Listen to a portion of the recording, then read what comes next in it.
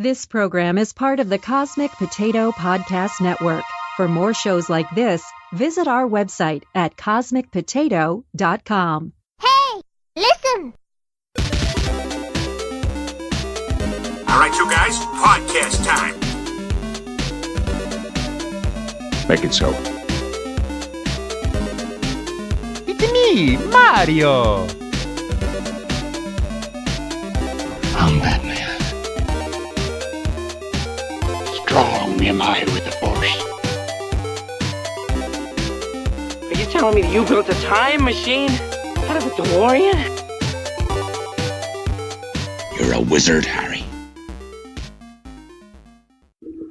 And welcome to World War G, episode 205. I'm Troy. I'm AJ. And I'm Colton. Welcome back. Oh, thanks. Good to be here. I hope you had a nice, pleasant birthday and all that good stuff. Oh, I did. It was really nice. Just to relax. Not have to do any responsibilities. Like, hanging out with people in their 70s is amazing.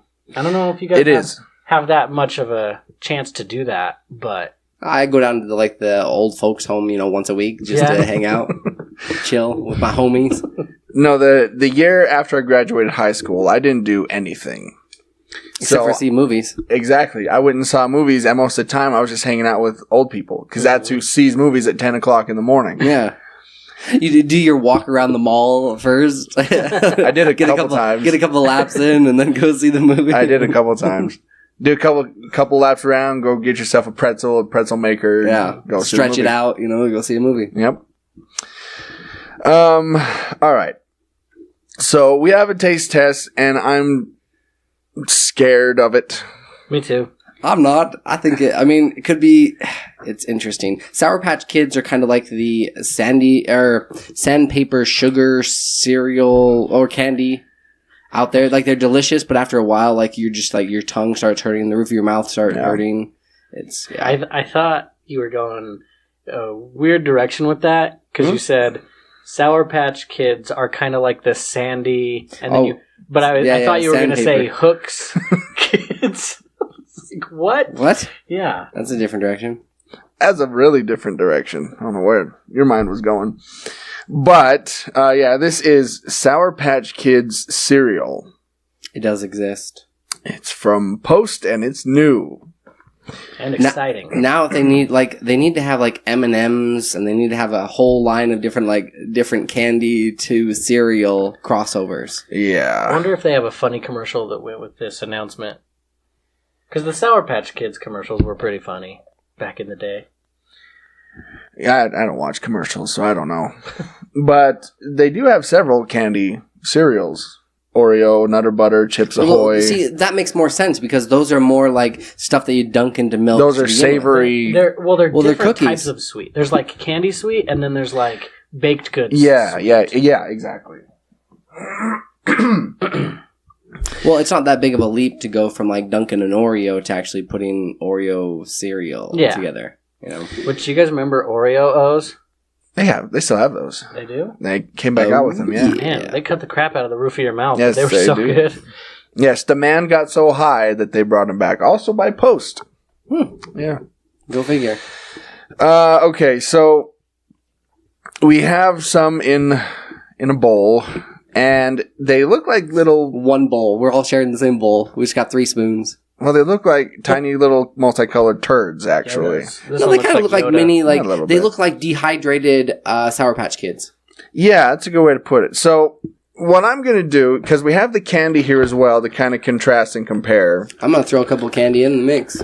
So, I'm going to try a green candy and a green cereal piece and see if it tastes the same. Pretty identical. Which one are you doing first? Candy? I'm going to try the candy first. I think I'm going to do the cereal first and see if I'm pretty familiar with how the candy tastes. If I feel like it tastes accurate first.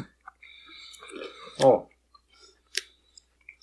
It's even got a little bit of a cereal, or a sour punch to it. Yeah, it's kind of like a sour Fruit Loop almost. Yeah?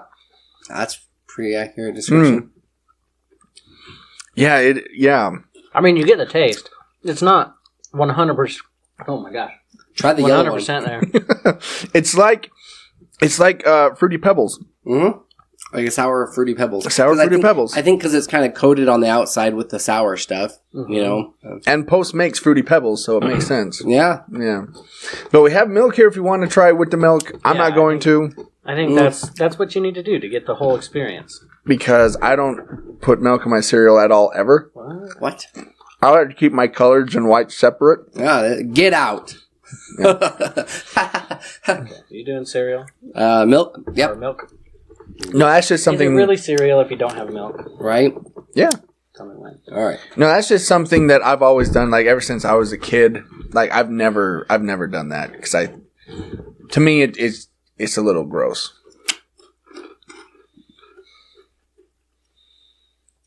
I'm kind of digging it. It kind of works. Yeah. Really? It's not bad. Yeah. Because the cereal itself is not great. Honestly, you're right. It's fruity, sour fruity pebbles. That's what it is. I think the coolness of the milk, like, really helps it. Yeah. It doesn't make it, it takes away from some of the sour. Yeah. I like it. You're kind of on your microphone cord there. Oh, shoot. There you go. Yeah, not bad. Give it a try, guys. All right. So are we recommending this? Yeah. As kind of like a try it once to say you've tried it. I don't think I'd get like boxes of it. Get it for your kids. I might. That's what I would say. I will say, like, there's a lot of cereals that you could be like, it's not super unhealthy, but it's not healthy either. This is definitely unhealthy. Yes. And is 95.9% sugar. But I like it. They could do something with like a dessert with this, or it'd be really good. Oh, if you were to make marshmallow, what do they call it? Rice Krispie treats? With this could actually this would be really good. Yeah. Yeah. That wouldn't be too bad. Put them in like a blender, mix them up in like a little sour powder and sprinkle over the top. Mm-hmm. Yeah. Pretty good. Sweet. All right. I'm a fan. Sweet, then sour. Well, Post wouldn't mass produce it if it was gross. That's true. I think they've come up with some pretty bad ones, if I remember right. There's stuff that's not good, that's for sure. But gross, yeah, I don't think they would do that. Well, the problem is with something like Post or these big companies, they do like a focus group of like 100 people, get them in, say, try this. Is it good? Is it not good? And then if the majority says it's good, they ship it into production. Right. There's far too many companies that I don't think really know what it tastes like and just say, this will be interesting. Let's make it. Yeah. Do you think they would call that post-production? Probably. Yeah, you could actually get a job as an official Taco Bell taste tester. That's an actual job. You go down to the Taco Bell headquarters, you work down there, and they bring out like things that, they're thinking about putting into production. And they also have like the job that I wanted when I was growing up is the ice cream taste tester. They got to come up with the different Ben and Jerry's different flavors. They're like, let's throw some pretzels in the mix, some chocolate. Yeah. That's the job I wanted. Okay. So let's move on to Troy's Super Bowl, aka the Oscars. Ironically enough, comes out around the same time. So what do you think, like, overall? Like, is it a disappointment? The ones that are nominated for Best Picture? The Super Bowl. Let's be honest, Best Picture. That's what the Oscars is. It's all about the Best Picture. Best Picture, Best Actor, Actress, and Director. That's really what people are waiting for. Yeah, there's about like 4 or 5 categories.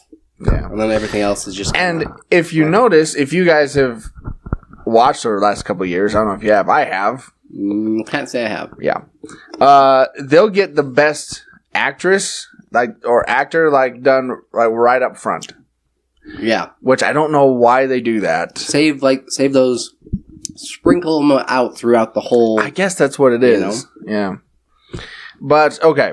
So, and to answer your question, it's not that it's a disappointment. It's just these are a bunch of movies that I don't have any interest in seeing. So I guess you could say it's kind of a disappointment that way. Yeah. It's not what you would have expected. Right. So Best Picture, we got Black Panther, which that's kind of a big deal. That's a very big deal. It's first superhero movie ever nominated for Best Picture. First time. I wish that it was nominated because of its caliber as a film, though. It might. No, It's you're not. right. You're right. It's not. It's not a great movie. It's middle of the road in terms of a Marvel movie. It's and like a right film there in with general. like Doctor Strange and some of those others. Yeah. But You're right. Best film. If you break it down, it's basically Ant-Man. Yeah. Yeah. It's. I mean, you have two people that have the same powers fighting each other. One's good, one's bad. They have the same looking suit. Mm-hmm. Yeah. I think it's hard to say this, but I think that it's because the movie is racially motivated. Like, there's a huge racial component in it. The whole reason that Killmonger is doing his stuff is for racial reasons, for the oppression of Yeah. African You're right. Americans. And I feel like the Oscars love that kind of stuff. Like, the Academy loves that. Well, and the Academy Awards have been a lot of the time talk about how whitewashed it always is. Mm-hmm. Like, there's so many.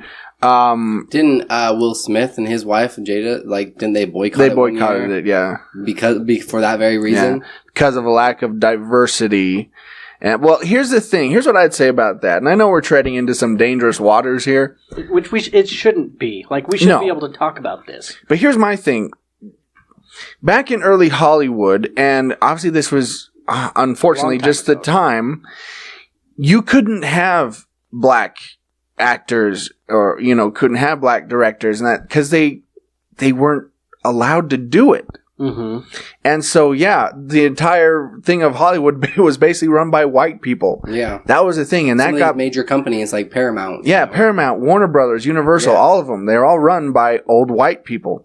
And that trend just kind of kept going.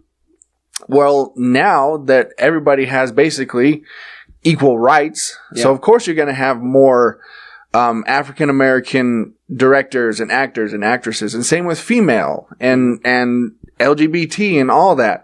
Now it's coming into more prominence because as a culture, we're more sensitive to that sort of thing. I think it'll be kind of interesting to see where it'll be in 20 years. What's going to be the wow factor as far as, you know what I mean? Like, where this is the first African American superhero movie that's been nominated for Best Picture. It'll be interesting to see where in 20 years, what will be that kind of wow. You know what I mean? Yeah.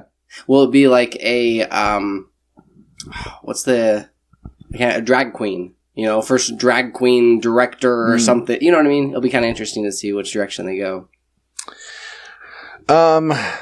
But I could talk about this forever. I would say that they should be nominated, if they're not already, nominated for costume design. Like, those were they are awesome. They are really I believe they are.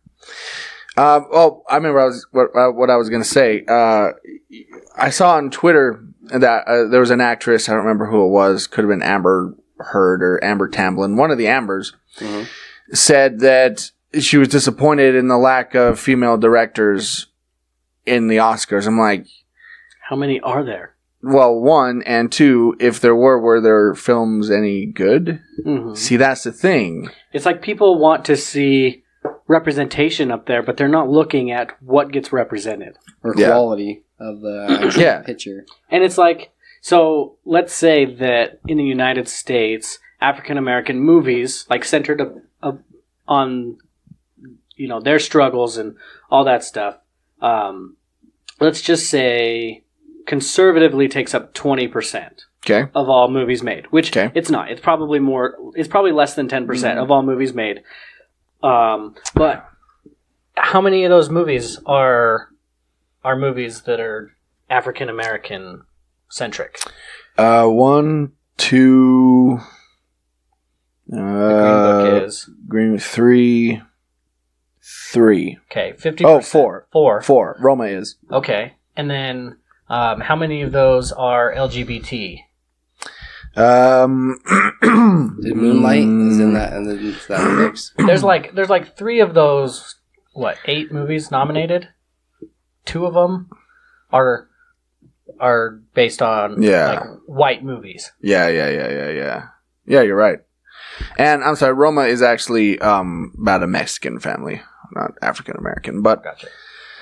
Yeah, I see what you're saying. I'm not saying same difference or anything, but I feel like if a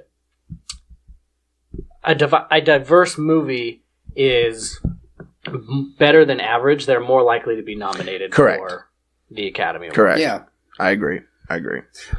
And I'm not too big of a fan of the ones that like are basically Oscar bait. Oscar bait, yeah. Yeah, those ones kind of bug me a little bit. Like The Favorite this year, it's Oscar bait, or like Vice. And here's my thing. Would you rather have a movie that was directed by a female be nominated because it's an awesome movie, or just because she's a female? Yeah. Awesome movie for sure. Yeah. Anyway, we got to one movie.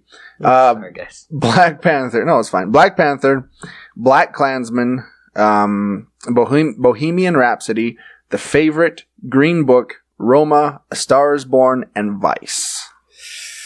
I've narrowed it down to 2. I'm thinking between A Star Is Born and Bohemian Rhapsody.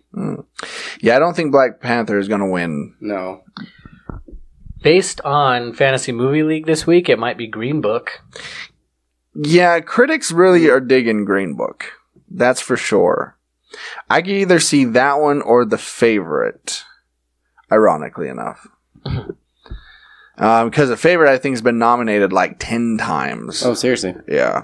It's definitely The Favorite. Yes. Best Director, Alfonso Cuarón for Roma. Yorgos Lanthimos for The Favorite, Spike Lee for Black Klansman, Adam McKay for Vice, and Paul Palkowski for Cold War. Best Actress, Yalitza Aparicio, Roma. Glenn Close, The Wife, Olivia Colman, The Favorite, Lady Gaga, A Star Is Born, and Melissa McCarthy, Can You Ever Forgive Me? I wasn't asking her, that's the name of her film. Which is also based off of an author, right? I think so, yeah. A plagiarizing author. I think so. Best Actor, Christian Bale, Vice, Bradley Cooper, A Star Is Born, Willem Dafoe, At Eternity's Gate, Rami Malek, Bohemian Rhapsody, and Viggo Mortensen for Green Book. Ooh, that's actually some pretty tough competition. I could see either Rami Malek or Bradley Cooper winning. Bradley Cooper, especially because that's so out of his element. It is. Well, that and there's this one scene where he gets up on stage where he's just kind of drunk. Drunk, yeah. That, man, I felt so bad for Lady Gaga. But yeah, it was a great scene. Best Supporting Actress, Amy Adams for Vice, Marina de Tavera for Roma, Regina King, If Beale Street Could Talk, Emma Stone for The Favorite, and Rachel Weisz for The Favorite. Do you guys have more of a tendency of waiting until they... sometimes we'll see some of these movies. I've seen probably 30% of them. But you guys typically wait until after the fact and then watch these movies, whichever ones win? That's what we tried to do last year. We got the list or the year before, and we tried to watch every single movie that was nominated before that, but it was like 100 movies. It was so hard. See, I that's what I did. Was it last year or year before? When the nominees were put online, right? I went and saw every movie that was nominated for Best Picture. That was hard to do. Oh, I'm sure. Because some were really, really dull. How do they get Best Picture? I don't know. I mean, I think a lot of it has to do with the acting and the cinematography and blah blah blah blah blah. So there's a lot of probably different like points that they take into consideration. Give it like 1 to 10 kind of a score. And... Is Daniel Day-Lewis in it? You know. I was just gonna say, I think it would be kind of interesting it would be interesting to see if you were to take when the movie actually was released compared to which ones were nominated. Just because I feel like it's difficult to have a movie come out in January and actually win has a movie in January ever won for Best Picture? So, I know what you're saying. I'm thinking maybe more August, September, so it's fresh in people's memory. Right. Yeah. So if there was an Oscar movie that, say, came out this month, right, it wouldn't be nominated until... This month next year. Correct. Right. Which... And I want to say yes, but I'm just playing the odds on that one. Yeah. But I don't remember. Because I'm just thinking, they want it, fresh in people's minds and, Yeah, and a lot of time you'll see some of these nominations and you'll go, oh, yeah. I remember that. That came out this year? I thought it was, last year. Yeah, exactly. Yeah. Best Supporting Actor. Mahershala Ali for Green Book, Adam Driver for Black Klansman, Sam Elliott for A Star Is Born, Richard E. Grant for Can You Ever Forgive Me, and Sam Rockwell for Vice. I need to see Vice. I've heard really good things about it. I liked it. Really? Yeah. Best Original Screenplay. Skip that. Best Makeup and Hairstyling. Skip that. Best Costume Design. Ballad of Buster Scruggs, Black Panther, The Favorite, Mary Poppins Returns, and Mary Queen of Scots. If anything, Black Panther's got to win for costumes, right? Oh, for sure. Best cinematography, best original song. Probably the only next one is best Everything animated awesome. feature. Yeah, that's actually the one I'm looking for. Best documentary feature. I never see the documentaries. Here we go. This one is going to be tough. Mm-hmm. Best animated feature. Because in the past I always say never bet against Pixar. Yeah. But Incredibles 2. Okay. Isle of Dogs. Mirai, which is an anime, kind of a, anyway. Ralph Breaks the Internet, and Spider-Man Into the Spider-Verse. It's come down to Spider-Man and what? Incredibles 2. Incredibles 2. Or Isle of Dogs. I have never seen it. I don't want to see it. I reverse want to see it. But... I can't stand Wes Anderson films. Well, isn't it stop motion too? It is. So it's not animated. Well, it is technically animated because it's clay animation. But did Fantastic did the Fantastic Mr. Fox win when it was? I don't think so. Okay. I don't think it won. I don't think Nightmare Before Christmas won because I think that was also nominated for a couple awards. I think Incredibles 2 they played it too safe and kind of went with what everybody was expecting, not above and beyond. It was so predictable. Yeah. I knew who the bad guy was right away. I think Spider-Man Into Spider-Verse is going to take it. It was a good movie. Yeah. But, I guess critics really did like it too. They did, yeah. I think, Pixar, I think, will get dethroned this year. Dang. Because it's Pixar's won. Well, they usually have a couple of movies several years in the running. Yeah, well, it's still Disney, technically. No, it's Sony. Sony. Yeah. And but sound mixing, sound editing, blah blah blah. Anyway, those are kind of the interesting ones. Visual effects, film editing, best animated short. Look, it's your favorite guy. Who's that? The little dumpling? It's the dumpling-headed weirdo. The dumpling-headed weirdo. Oh, yeah. Best live-action short, best documentary short. Yeah. Okay. There you go.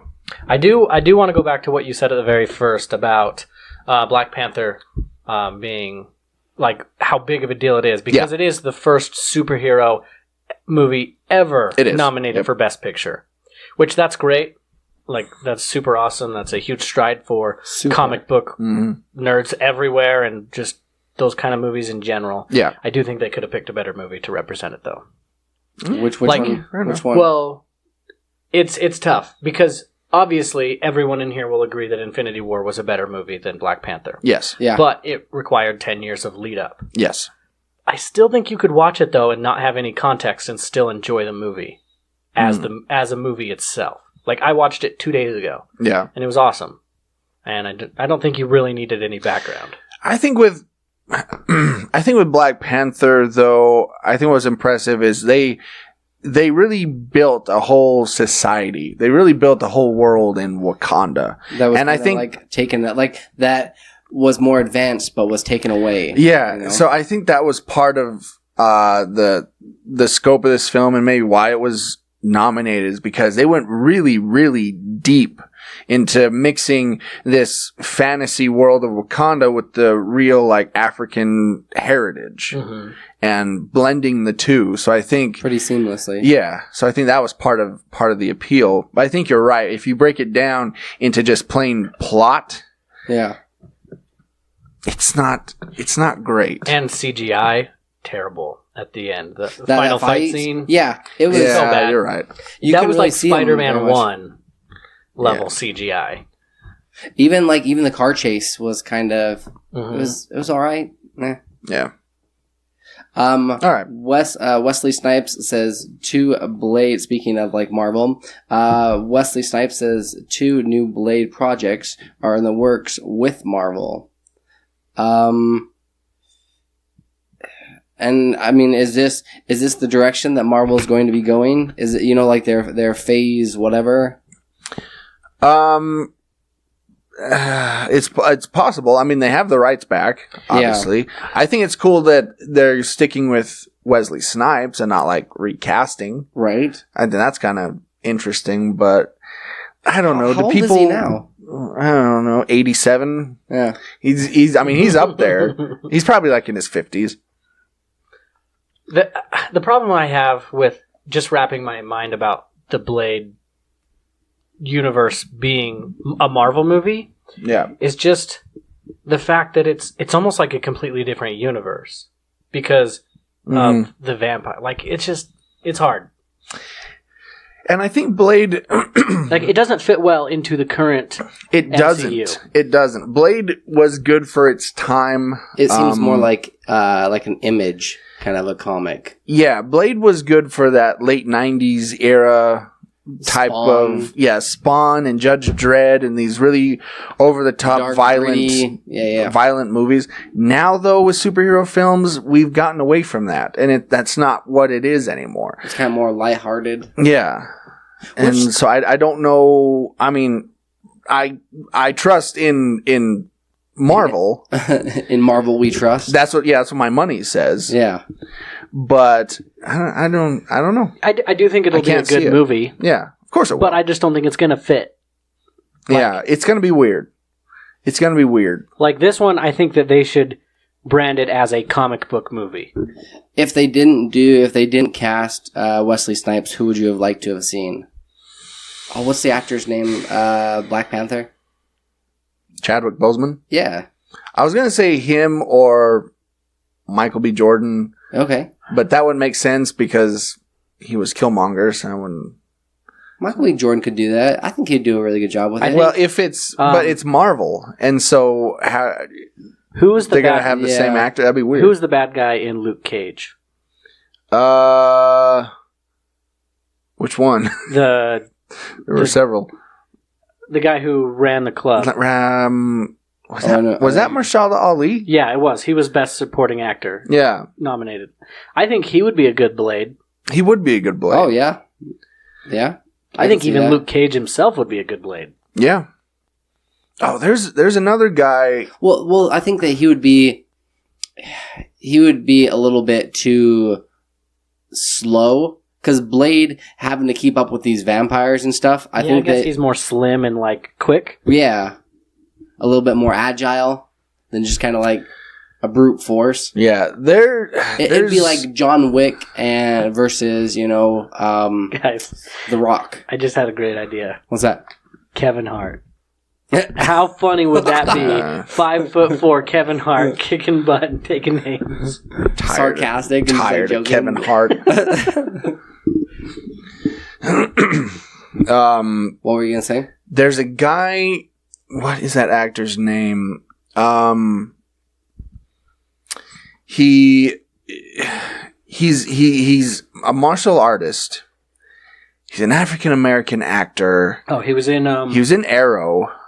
He was also in Guardians of the Galaxy? No. He was in The Man with the Iron Fists. If you saw that weird movie, I think he was in that one. I can't remember his name now, but he'd make a really good Blade. What about the guy? So you remember in Guardians of the Galaxy, Ronan has those people that go after, like in the very beginning of the movie, that are going after Peter Quill. Yeah. And he's like, Star-Lord? Oh, that dude. That guy. Yeah. He'd be a good Blade. Yeah, he would.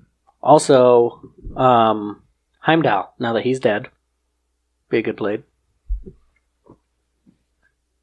Heimdall? Mm-hmm. From Thor? Ray Winston? Yeah. Okay, Wesley Snipes, 56. All right. So yeah, he's getting up there. Yeah. This might be his last action movie, to where now then he'd have to go more of the direction as far as kind of villain or I don't know, an age distinguished character. Oh, and I was thinking, sorry, not Ray Winston. He played Volstagg, the big fat guy that always ate a lot of stuff. You're thinking of. Are we still looking at Heimdall? Yeah. Like the Bifrost guy? Yeah. Dang, podcast brain. He's a really famous actor. What the heck is his name? They wanted him to play James Bond. Oh my gosh. Can't believe this. It is embarrassing. Elba. Idris Elba. Yeah. Idris Elba. But he's getting older too. He is. He's getting up there too.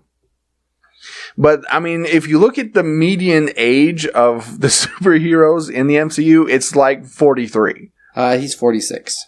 There you go. That's not bad. That's 10 years younger than old Wesley. Yeah. Anyway. When you think of famous automobiles in film, think the Batmobile comes to mind. Knight Rider. The van from the A-Team. Yeah. Just the General Lee van. The Mystery Machine. But I think one that also really stands out, I think right after the Batmobile would be the DeLorean. I was going to say Owen Wilson from Cars. Lightning McQueen. Lightning McQueen. The DeLorean, I think, really stands out. It's as far as nerdy vehicles go, it's top 3. Yeah, for sure. It's probably the car that got people into watching like fantasy movies, like fiction, sci-fi, things like that. Sci-fi. That's the word I was looking for. Thanks. And no car has become more synonymous with a film, I think.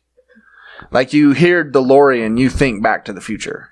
You don't think of the bankrupt company that went out of business because their owner was busted on trafficking drugs. It's true. Look it up. It's a crazy story. It's hard to get away from the cops when you can only go 77 miles per hour. But apparently the DeLorean is coming back. Apparently DMC is resurrecting the DeLorean. Is it going to have the same butterfly doors? I would totally get one. Like a Tesla. Yeah. It might. I mean, I wouldn't. They have the technology. So I think here's a new look for it. If it has a flux capacitor in there. They're going high performance. Yeah. They're going. So I'm guessing it probably will. But yeah, I've actually had a chance to sit in an actual DeLorean. It's not the greatest car. Not super comfortable. No, it is not. It has like bucket seats. So really like, you sink into it. It's almost like you feel like you hit the floor when you sit in there. And you're sitting like way back because the windshield goes way far down, and it's uncomfortable. It's an uncomfortable I still think I'd like to go like at least look at it and kind of sit in one to get a good feel for it. Take it out for a test spin. Because this still looks like an old car. Yeah. Like it has that DeLorean look. It does. Yeah. All right. YouTube. Okay. So YouTube says that it will be recommending fewer videos about conspiracy theories, and I kind of read into the article, and it was also about these different videos that say for bigger diseases, that like they have cure-all, like that they can do, if you eat these multivitamins or you take these supplements or these natural ingredients that you can cure these bigger diseases. That's what they were. I mean, they were saying some of them would be conspiracy theories that are out there just to stop making it like people wondering and falsifying information. So it's basically targeting anti-vaxxers then. More or less. Stop spreading false news. Yeah. Right. Like I'm all for conspiracy theories about like just funny videos about the Earth being flat or chemtrails, but they actually brought that up that the moon landing. Like conspiracy videos that can actually harm people's lives. Yeah, those should not be. No, they shouldn't be a thing. It was going to be about roughly 1% of all YouTube videos that they were going to kind of remove or not bring up, like as suggested videos. Which actually for YouTube is a significant amount of videos, right? 1%. Yes, it is. Yeah, It's still probably millions of videos. Oh yeah, for sure.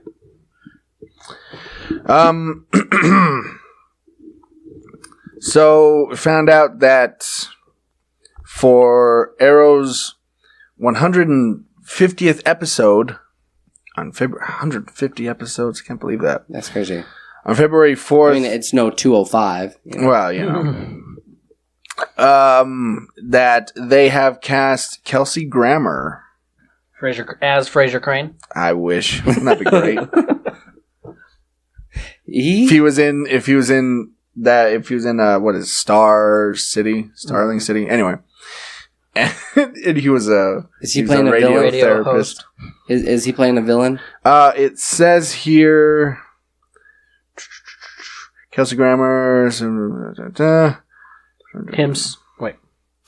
It doesn't say. Grammar will serve as a narrator for this unique presentation. So apparently, this episode titled Emerald Archer will be a faux documentary about the Hood, how Stephen Amell's Green Arrow is referred to by the public in the show, and the rise of his fellow vigilantes. Okay. He does have a very recognizable voice. He does. So I don't know if he'll show up, but he'll be the narrator for that episode. Which is all right. Weird. All right. But I guess they can do whatever they'd like. Yeah. Speaking of doing whatever they'd like, Morbius confirmed for July 2020 release. And it's going to be, starring our good old buddy, Jared Leto. Seems like the perfect role for him, honestly. I think that I don't know, because he is a method actor. Bite people, right? That's what that's why I'm kind of wondering. Like he's going to get deep into character, and like there's going to be some stories. Honestly, I wouldn't be surprised if he started drinking blood. I wouldn't be surprised either. Yeah, he goes on an all blood diet. Like he's a weirdo like that. I mean, it fits. I mean, he's really skinny and weird, and his hair is kind of stringy and greasy, and so it makes sense that he'd play a vampire. They said that Marvel is going to be focusing on some of these other lesser-known Spider-Man villains, and bringing them to, like, the big screen. Well, it'll be Sony. Oh, yeah. Yeah, because I think with the success of Venom, I think, how movie studios do, they're like, oh, here's a formula that works. Yeah. And so they'll just give you like 20 of these movies, and then they'll burn that out, and they'll have to move on to something else. Because that's just what they do. Yeah. I've never liked Morbius personally. He's always been one of my least favorite Spider-Man villains. I don't get the appeal of that character, but I think they were just trying to like branch out. I don't see the purpose of making a movie about a villain. Yeah, because he's a Spider-Man villain, first of all, so it's going to take Spider-Man to stop him, and he's not going to be in that movie. Like Venom. Yeah, like Venom. But this was more of like an origin of Venom. Like it made sense for Spider-Man not to be in there because Venom isn't a bad guy yet. Right. I mean, he is, but not super bad. Kind of an anti-hero. Yeah. Yeah. So, I really don't know.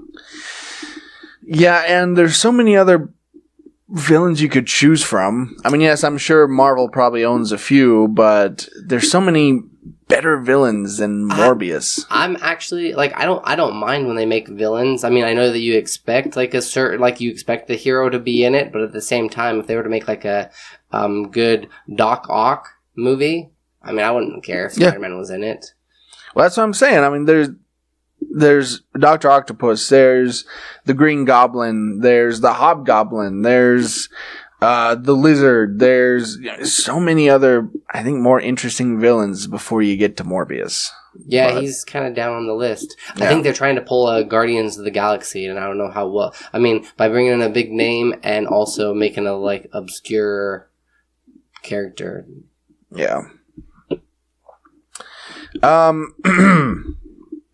TMNT, the Ninja Turtles, they're getting a reboot. The movies are getting a reboot. Which is funny because they just rebooted the reboot. Yeah. Just a few years ago.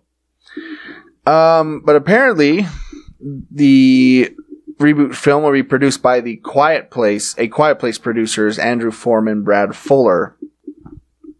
So it's going to be live action? Yes, I believe so. Yeah.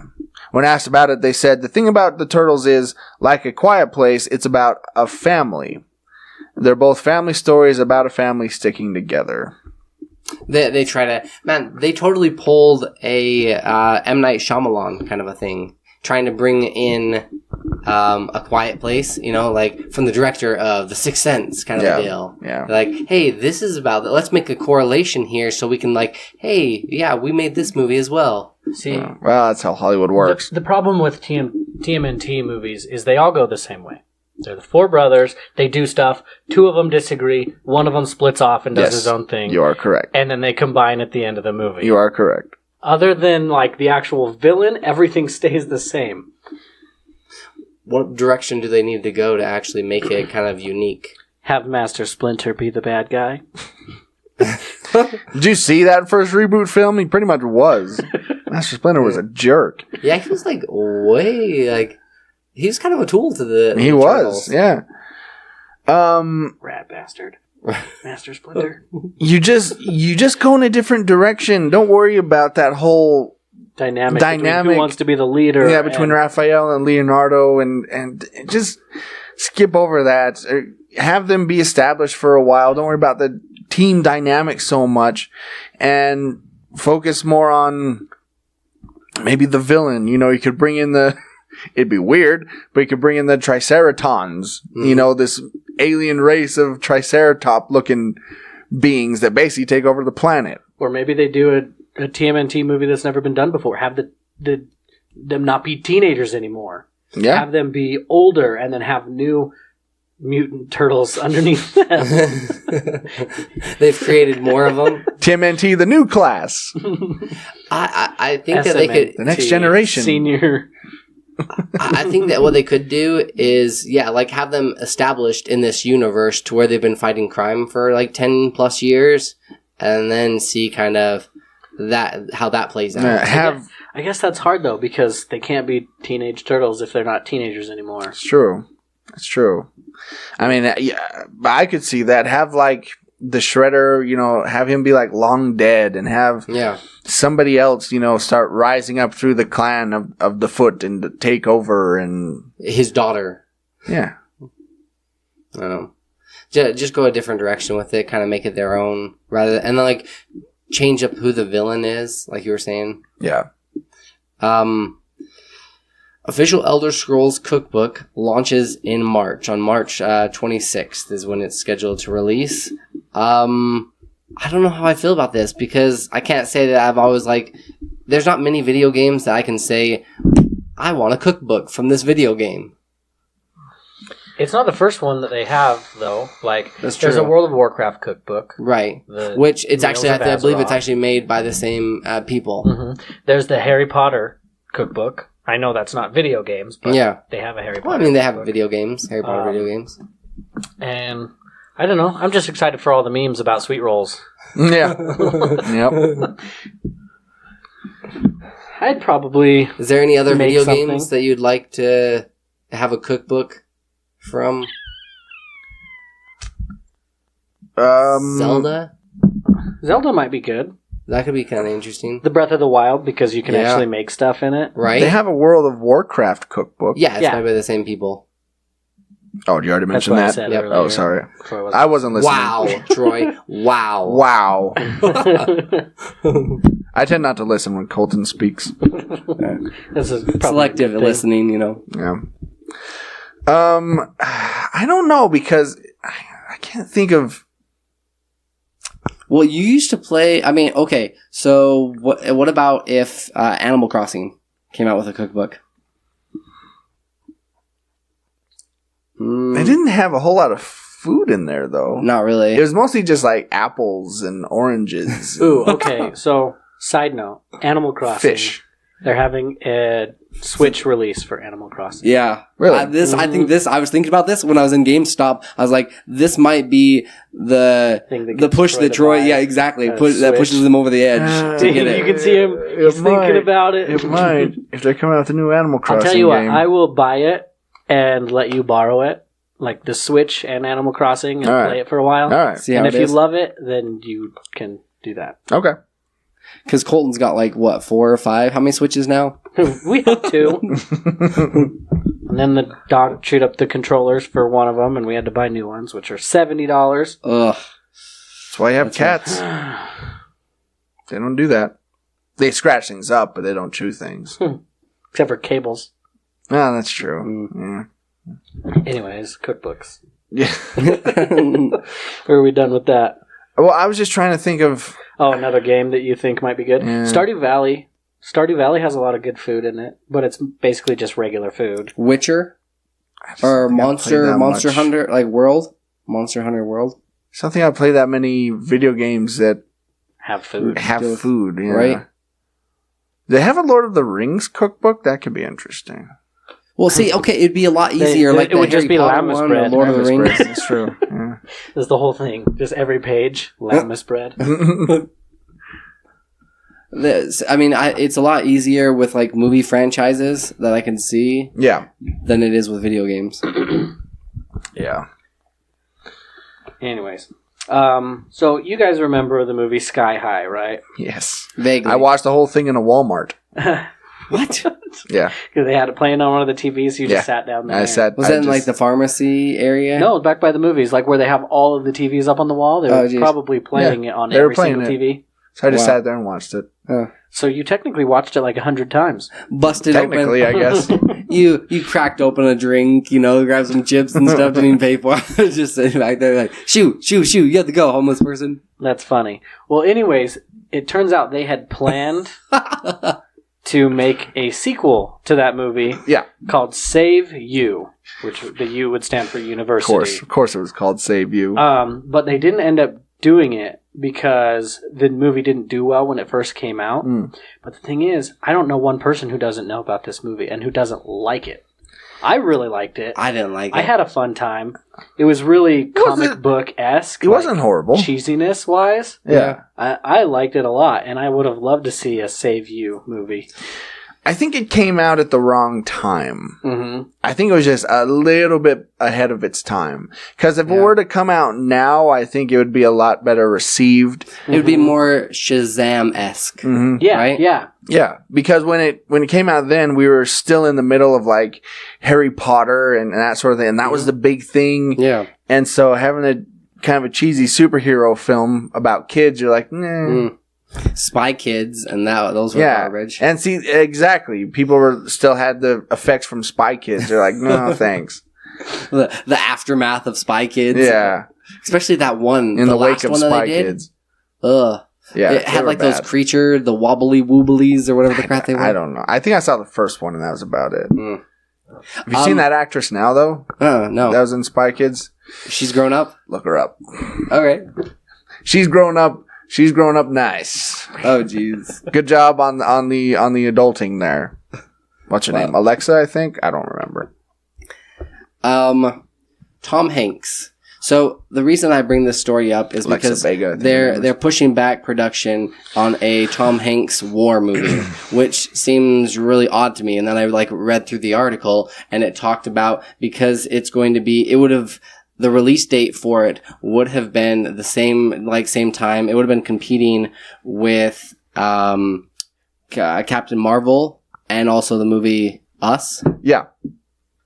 But the only I feel like I'm missing an inside joke here or something. No, he's just looking at pictures and gagging. He's doing his man face, but I don't think because he's married and doesn't want to admit it. Yeah. I don't have eyes for my wife. Oh, okay. Yeah, see. Yeah. It's documented here. You are being recorded. We get it. You're married. Yeah, good for you. But it seems odd to me that they would push back a Tom Hanks movie. Yeah. Be just because it was competing with Captain Marvel and the new Jordan Peele movie Us. And that because those are. It's different. It's a different genre. Yeah, and you're gonna have different people going to see that. You know, the same people that see Shazam aren't gonna go see a World War II Tom Hanks epic. Yeah, I mean, I would, but that's just because of Tom Hanks. I know you've got this man crush for Tom Hanks, but I do think that he's kind of going more of the direction of he's a little bit past his prime. He doesn't have the star power that he used to. He's doing more not laid back movies, but less intense movies. Yes, it's been a minute since he's had a hit.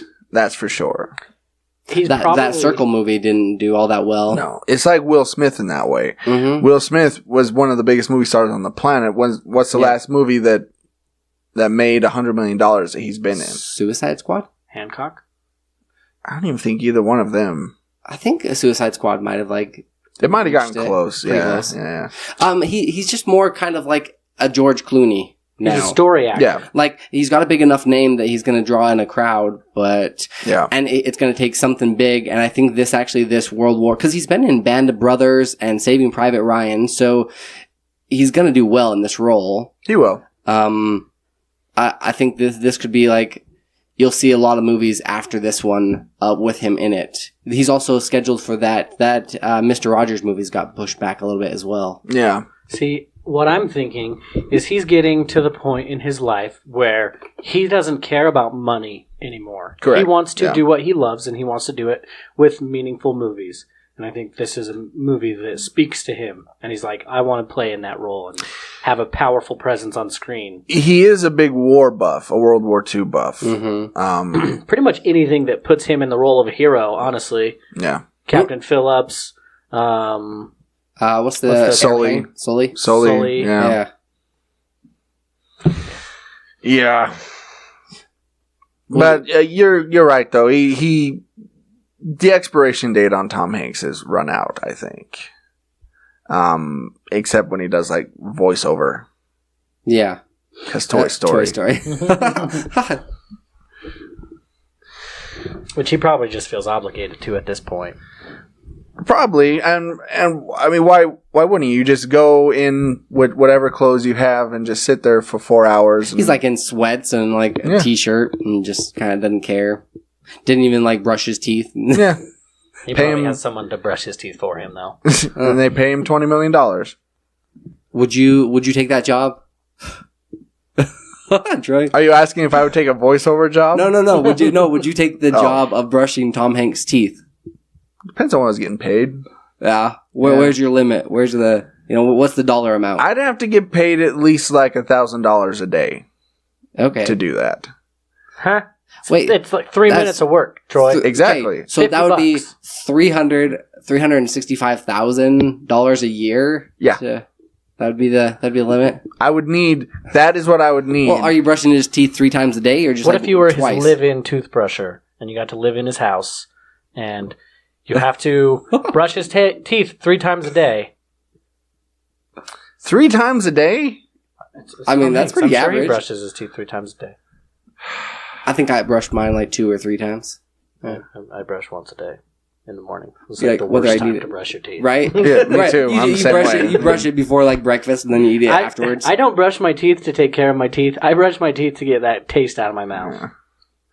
I'd have to get paid. Well, yeah, you'd have to get paid. I would want to have my own as much Dentists as do it for less. As much as I like Tom Hanks and would like to live in his house, I'd have to have my own place. I would be there. I'd show up every day.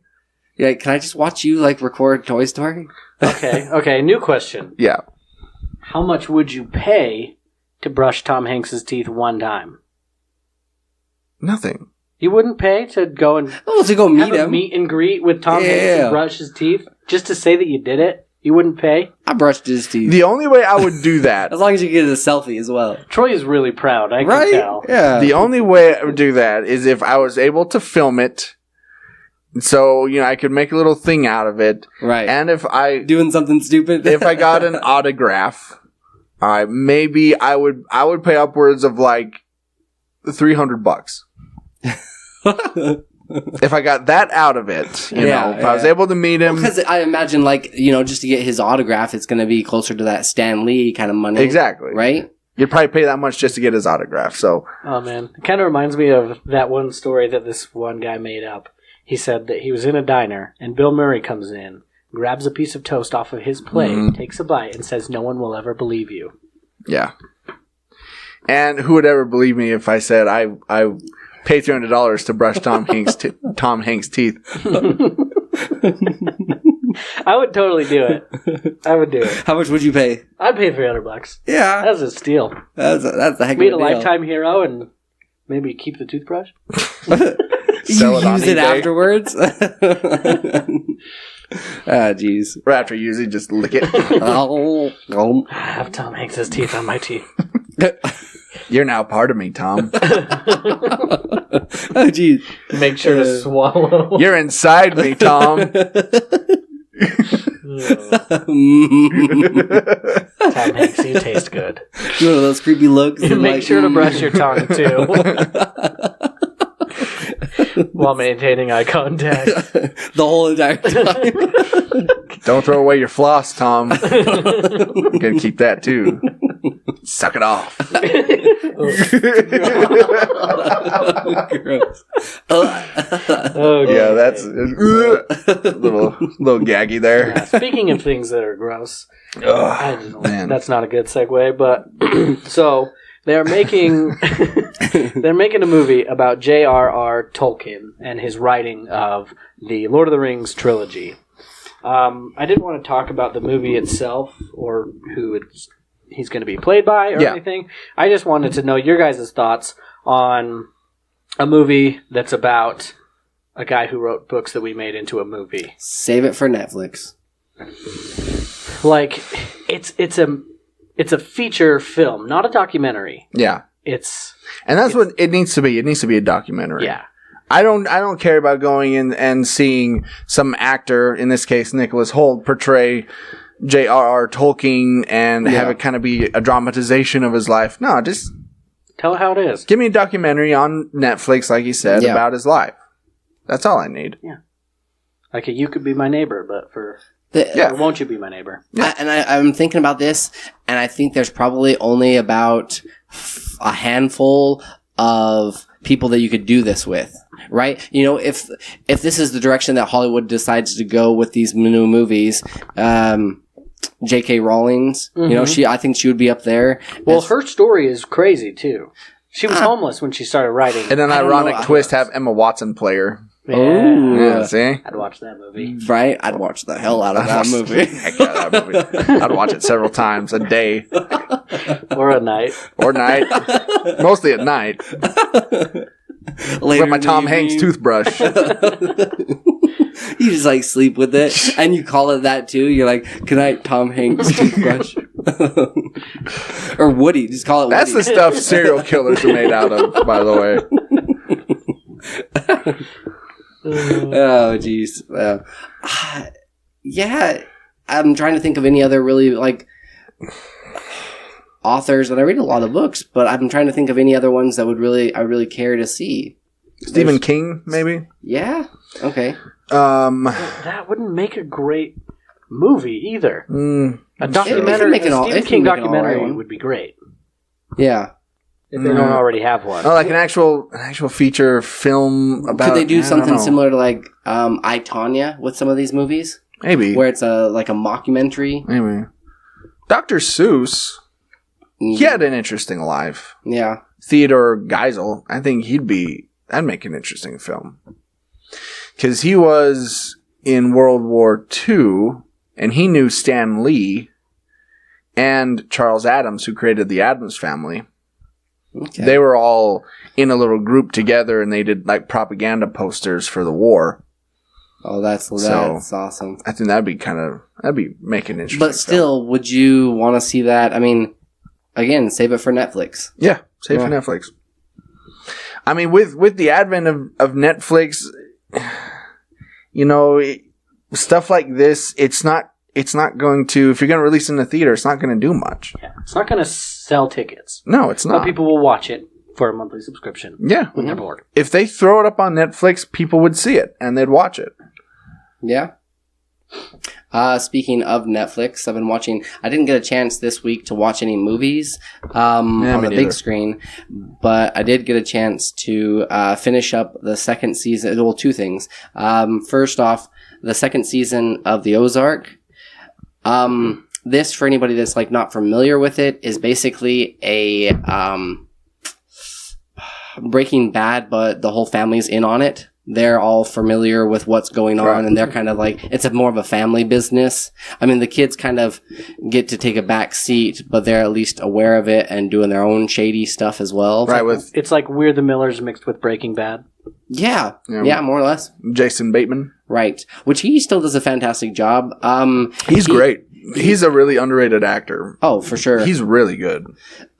He gets out of these like interesting scenarios and is like able to use his wit, but this season, because of some of the stuff that he did, he plays a more depressed character and kind of takes a backseat. But at the same time, this whole season is them trying to get this casino up and going, and then they want to get out of the business, but they keep getting sucked back in, and they're kind of playing the middleman between the Mexican cartel and the Snells, which are these old podunk hillbillies that own a ton of land where they want to build this casino. Yeah. So the whole season, like, I enjoyed it. It wasn't as good as the first season, but it felt like they just kept trying to like appease everybody and make everybody happy because they knew that they were getting out. But this upcoming season, because they are doing a third season, is going to be kind of interesting because they've made a lot of promises to a lot of people because they're like, well, I'm not going to be there, so I don't really care. But then they get sucked back in. Yeah. Overall, it was pretty decent. Like if you like the story, you'll definitely enjoy this. Like it's an underrated season, but I don't know if you haven't started watching it, it's worth a watch. It'll be. I think they could probably altogether maybe get 3 to 5 seasons out of it, and then kind of put a nice bow on it. Yeah. The other one that I wanted to talk about is this new Netflix series. It's called You. This, I mean, you wouldn't recognize like hardly any of the cast at all, but he plays this character. It's about this boy that is in love with a gal that he follows. He stalks her. Have you watched it as well, dude? No, I've just seen the banner on Netflix. Yeah, he's in Gossip Girl or something. Oh, geez, that Emily watches. So he stalks her, but at the same time, like he's trying to build a relationship. And then once he gets into a relationship with her, then he's doing these other things because he's seeing the whole picture or what he thinks to be the whole picture. But he's trying to get these other people that are bad influences out of her life. So it's kind of like Poindexter in Daredevil, like how he stalked that one girl and by chance. Dexter meets Poindexter. Because this kid, like, he had a messed up childhood. Dexter meets Poindexter? Yeah.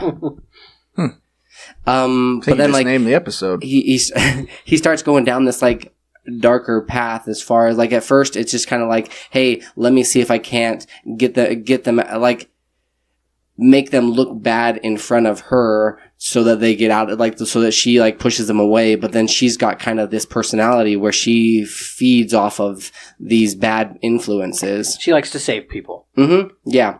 And it's difficult because he's seeing, like, hey, they're trying to undermine you, and she doesn't see it. So it's weird because, like, it makes you question your moral compass, because at one hand you're like, this dude's a creep, like he needs to be out of her, but at the same time you're also kind of you find yourself rooting for him, and because he's right, those other people are bad influences. Yeah, but he also is as well, which he thinks he's the lesser of the evil. I mean, he doesn't see himself as a bad guy at all, but you can see, like, while you're watching this, that he's kind of a lesser evil, but then, like, once he starts doing these other stuff, like, he becomes a horrible thing for her.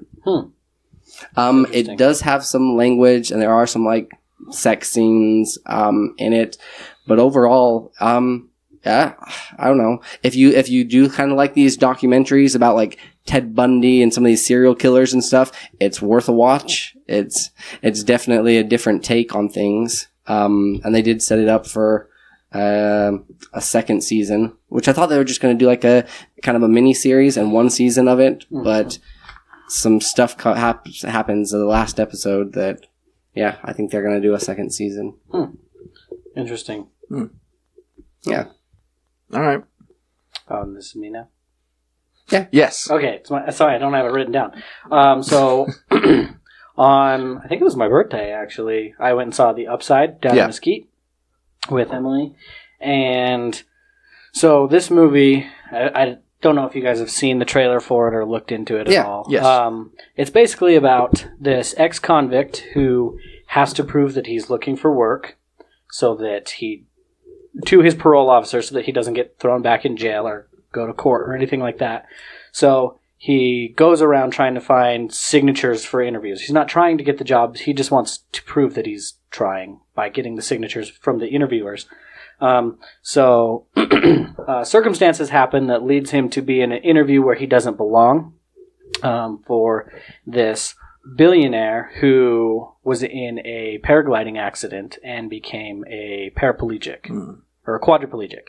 So he can't move anything below his neck. So he uses a chair to steer himself around with his chin.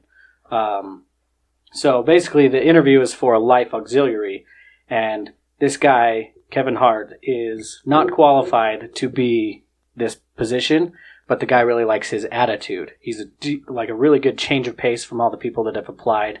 And so he hires him, and it's basically Kevin Hart learning to be more classy and learning this job and connecting with this guy on a professional and emotional level. Yeah. And then the other guy, gosh, what's his name? Bryan Cranston. Bryan Cranston. I knew that, podcast brain. Yep. Him going from this hoity-toity billionaire to, like, letting loose and learning to have fun again. And actually enjoy his money a little bit, right? Enjoy his money, but also to be more accepting of his current position. Because he's only been a quadriplegic for a couple of years at this point. Yeah. Hasn't been a long time. So yeah, the movie is really good. It's super funny. There's a lot of... Do they have pretty good chemistry? They do have good on-screen chemistry. They work well together, but I think Kevin Hart's really dynamic that way. He works really well off of other actors, and so does Bryan Cranston. I mean, he's a super powerful actor as well. So the movie itself, it's kind of slow, and then all of a sudden it's super fast. Like, it takes place over 6 months, but the first, I don't know, 3/4 of the movie are the first month or two of him being the life auxiliary for this guy. Some things that I don't like about this movie, but maybe they had to, but in the beginning they really played up the stereotypes of ex-convict, like black ex-convict, Right. divorced, has a child that he's making child support payments for and Right. things like that. But then he ends up pulling it together like all feel-good movies do. But overall, I thought it was a really good movie. The critics are really hard on it. It's got like 39% on Rotten Tomatoes, but the users, it's pretty high. It's like mid to high 80s, I think. I enjoyed the movie. I think out of 5 Huckleberry Finn movies or books, I'd give it probably a 3. All right. Okay. Not bad. Well, my uber conservative aunt and uncle, the ones that walked out on Holmes and Watson, Yeah. because they said penis in the movie. Walked out of this movie too because of... No. I told them not to go see that, and they didn't listen to me. Holmes and Watson. They didn't listen to me. I said, you're not going to like it. I said, oh, no, see, people say it's funny. So no, they walked out. So they sent me a text message and said, we want to go see a movie. This time we'll listen to you. What do you recommend? And I recommended Mary Poppins Returns and The Upside. And they went and saw The Upside, and they actually really liked it. So, boom. If those uber conservative, overtly Republican crazies will like it, then you will too. Then you will too. Well, they say penis a lot in this movie. Do they really? He has to help him put in a catheter. And he won't say the word penis, so he keeps saying it over and over again to get him to say it. What the heck? And that's part of the charm of this movie. That's a double standard there. Ironic. Yeah. Well, maybe it's because they were using it medically. And that became a whole thing that we argued about. Well, as far as like terminology and like that, it's more of a medical term for it, which is what it is. Yeah. Don't get me started again. I don't want to. But in that movie, like the stuff that Kevin Hart doesn't know to do as a life auxiliary, and between him not wanting to do it and still needing to because he's getting paid, I think is like $4,000 a week. Oh, geez. To do this job. More than what Troy would make, brushing Tom Hanks' teeth. If Tom Hanks is going to pay me $4,000 a week to brush his teeth, I will do that. Catheter? I would change Tom Hanks' catheter. Well, and if Tom Hanks was a quadriplegic, he wouldn't have the muscle, the ability to, Go-gur it. You have to disimpact a bowel as well. Ooh. But you could keep it and sell it on eBay. Ooh. Tom Hanks poop. Ooh. I don't think it would make that much. I didn't even think that would be a thing you'd have to... Yep. Do they go into this was in the an movie? eye-opener. Yeah. Oh, they wow. talk about it. Oh, jeez. Because it's when he's like, she's saying that he has to insert the catheter, and he's like, I can't do that. And he's like, well, wait until you have to de-impact my bowels or something like that. And he's like, what does that mean? And then she just like motions with her finger what he's supposed to do. He's like, nope, not doing that. This is actually like a perfect role for Kevin Hart. Oh, yeah. It's a good movie. And if you guys don't see it in theaters, it's not super impactful. Like, it's not one of the movies that requires a theater experience. Yeah. So, when it eventually comes on Netflix, which it will, watch it then. Or rent it. Whatever. Float your boat. Whatever tickles your pickle. You also want to talk about The Masked Singer.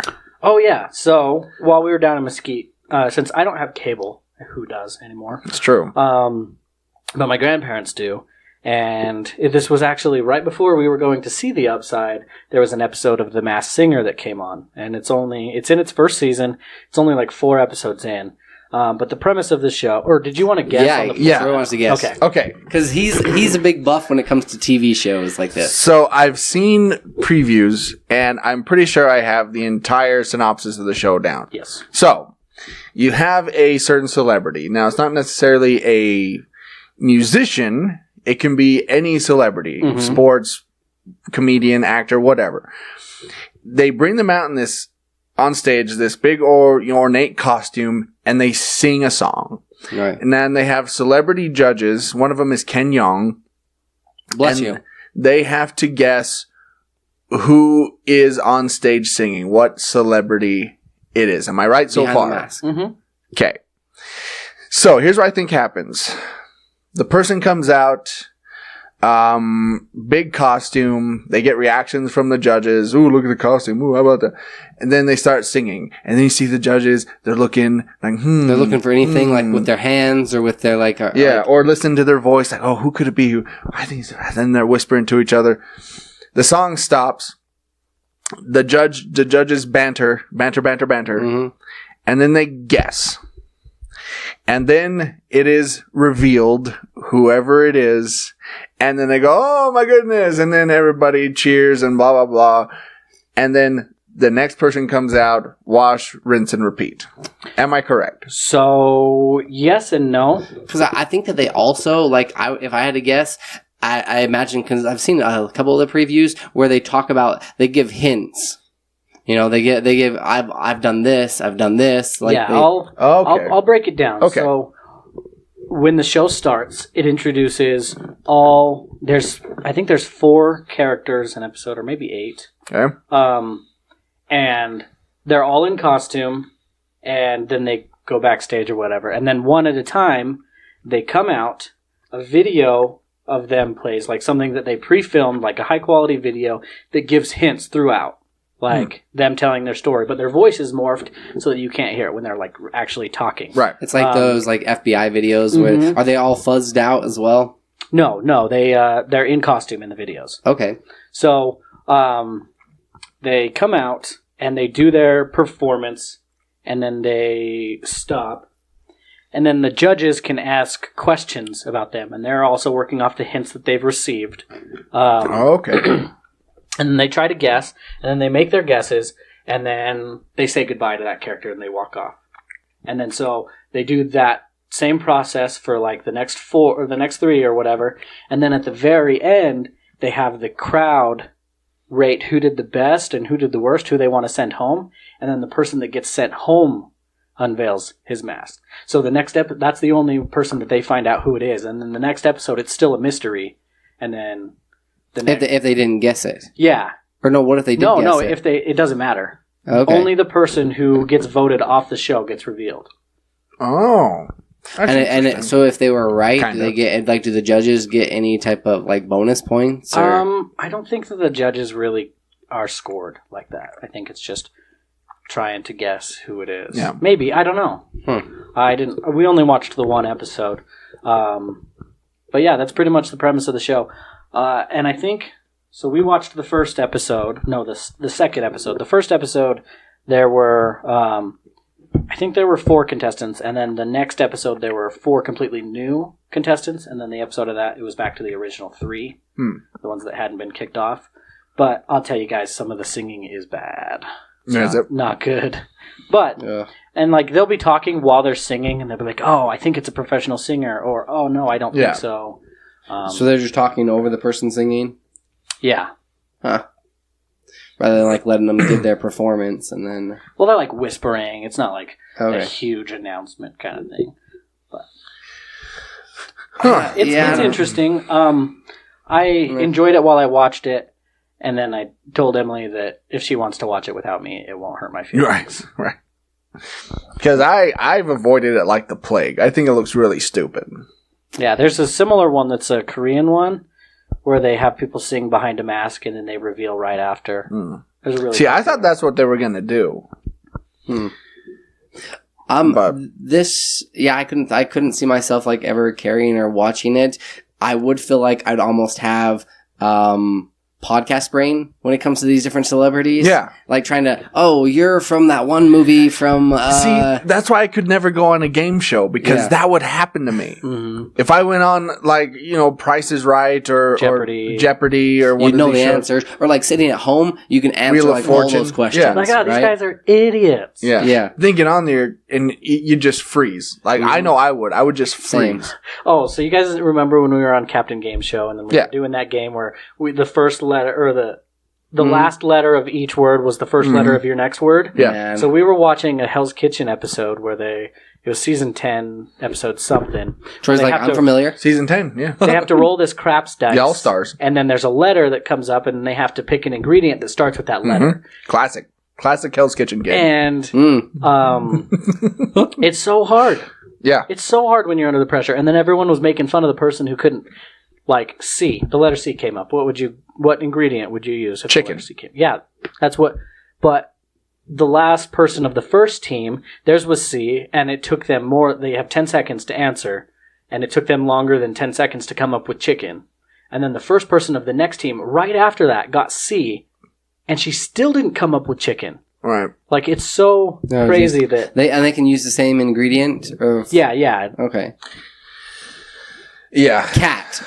Yeah, and she chose chicory instead of chicken. That's right. That's right. Cactus. Yep.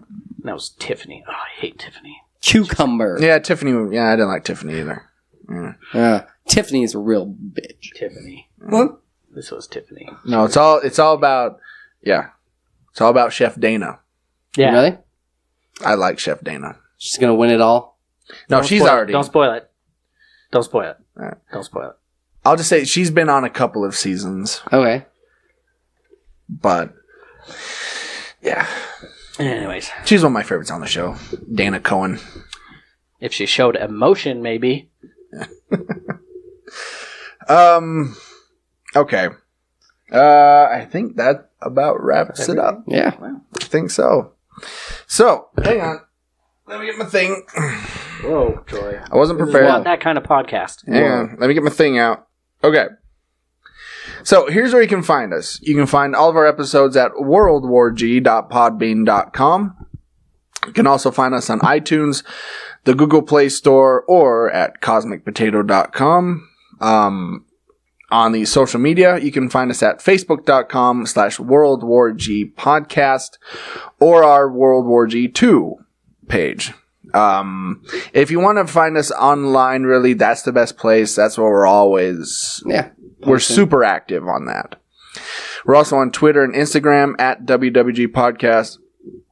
You can find all of our merchandise, all of our shirts, all of our mugs. We have hats now. Whoa. Yeah. We've made it. At shop.spreadshirt.com/worldwarg. You can also email us anytime Day or night?